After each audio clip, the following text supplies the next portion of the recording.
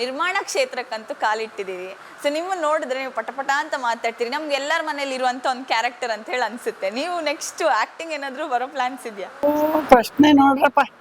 ಇಲ್ಲಮ್ಮ, ಅದೆಲ್ಲ ನನಗೆ ಒಂಚೂರು ಇಷ್ಟನೂ ಇಲ್ಲ, ನಾನು ಮಾಡೋದು ಇಲ್ಲ, ಅದೆಲ್ಲ ನನ್ಗೆ ಟೇಸ್ಟ್ ಇಲ್ಲ.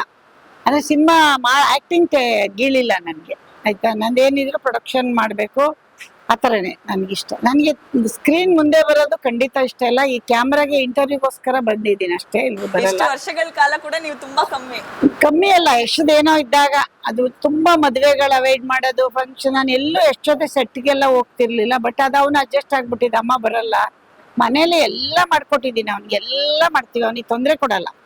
ಮನೇಲಿ ನಾನ್ ಮಾಡ್ತೀನಿ, ಆಚೆ ಅವ್ನ್ ಮಾಡ್ತಾನೆ, ನಮ್ಮ ಮನೇಲಿ ಹಂಗೆ. ಬಟ್ ಒಬ್ರಿಗೊಬ್ರು ಯಾರಿಗೂ ತೊಂದರೆ ಕೊಟ್ಕೊಳ್ಳಲ್ಲ. ಅವ್ನಿಗೆ ನಾನ್ ಕೊಡಲ್ಲ, ನನ್ಗೆ ಅವ್ನ್ ಕೊಡಲ್ಲ. ಅವನೇನು ಕೇಳಲ್ಲ, ಅಮ್ಮ ಏನೋ ಮಾಡ್ಕೊತಾರೆ ಅಂತ ಗೊತ್ತು. ಮುಖ್ಯವಾದ ವಿಷಯ ಇದ್ರೆ ಇಬ್ರು ಡಿಸ್ಕಷನ್ ಮಾಡ್ಕೋತೀವಿ. ಮಾಡ್ಲೇಬೇಕಾದ ವಿಷಯ ಇದ್ದು ಸಿಕ್ಲಿಲ್ಲ ಅಂದ್ರೆ ಫೋನಲ್ಲಿ ಹೇಳ್ತೀನಿ.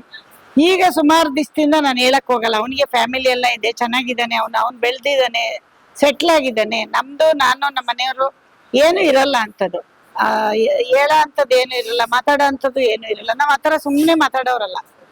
ಸುಮ್ನೆ ದಿನ ಬೆಳಿಗ್ಗೆಯಿಂದ ಪ್ಯಾಂಪರು ಮತ್ತೆ ಏನದು ಅಷ್ಟ್ ದಿನ ಆಯ್ತು ನೋಡಿ, ಅದೆಲ್ಲ ಇಲ್ವೇ ಇಲ್ಲ. ನೀನ್ 1 ವರ್ಷ ನೋಡ್ಲಿಲ್ಲ ಅಂದ್ರೆ ನಾನು ಇರ್ತೀನಿ. ನಾನು ಆತರ ಗಟ್ಟಿ.